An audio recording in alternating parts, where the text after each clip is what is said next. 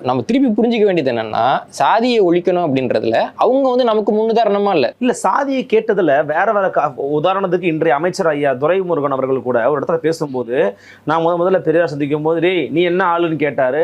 நான் வன்னியருங்கிறேன், நீ நீ சூத்திரம் தான் அப்படின்னு சொன்னாரு. அப்படிங்கிறத சொன்னார்ல. இதே மாதிரி தமிழர்கள் எல்லாருமே சொல்லியிருக்காரு, எல்லா ஜாதிக்காரங்களும் சொல்லியிருக்காரு. டி நகர்ல கடைசியா அவர் பேசின உரையிலேயே மிக கடுமையான திட்டு இருக்காருல்ல. அப்போ தெலுங்கு ஜாதியினரை பத்தி பெரியார் இப்படி என்னெல்லாம் திட்டினாருன்னு அதான் சொல்லுங்களேன்.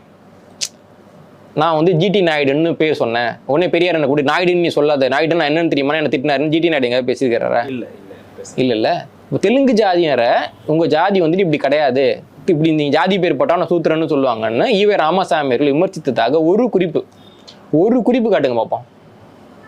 ஒரு பக்கம் தெலுங்கு ஜாதி பேர் போட்டா நான் என்கரேஜ் பண்ண வேண்டியது, ஐயோ என்னங்க ஜாதி பேர் எடுத்துட்டீங்க உடனே போடுங்க, நாங்கள் பகலத்துக்கே அந்த பேர் தான் வச்சிருக்கோம்னு சொல்ல வேண்டியது.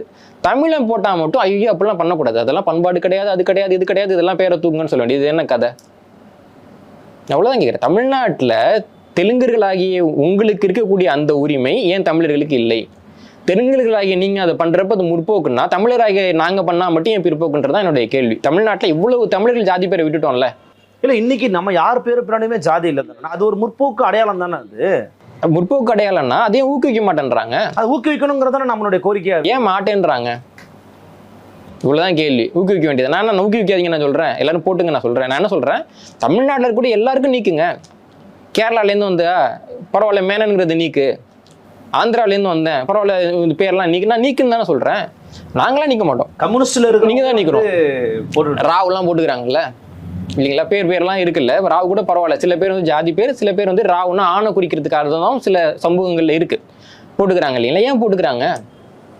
அவ்வளவுதான் கேட்கிறேன். ரோஹிணி மொல்லேட்டின்னு ஒருத்தவங்க இருக்கிறாங்க, தமிழ்நாடு முற்போக்கு எழுத்தாளர் சங்கத்துல துணைத் தலைவராக இருக்கிறாங்க. மொல்லேட்டிங்கிறது ஒரு தெலுங்கு ஜாதியினுடைய குடும்ப பெயர், புஷ்பா படத்துல வரக்கூடிய ஒரு குடும்ப பெயர் இல்லைங்களா. போட்டுக்கிறாங்களே, அதே அவங்கள்ட்ட போய் கேட்க மாட்டேன்றீங்க. உங்களுடைய சாதி ஒழிப்புன்றது தமிழர்கள் மட்டும் ஜாதியை பயன்படுத்தக்கூடாது, இவ்வளவுதான் அவங்க ஜாதி ஒழிப்பு. தெலுங்கர்கள் பயன்படுத்திக்கிட்டே இருக்கணும், அதுவும் இவங்களோட ஜாதி ஒழிப்பு.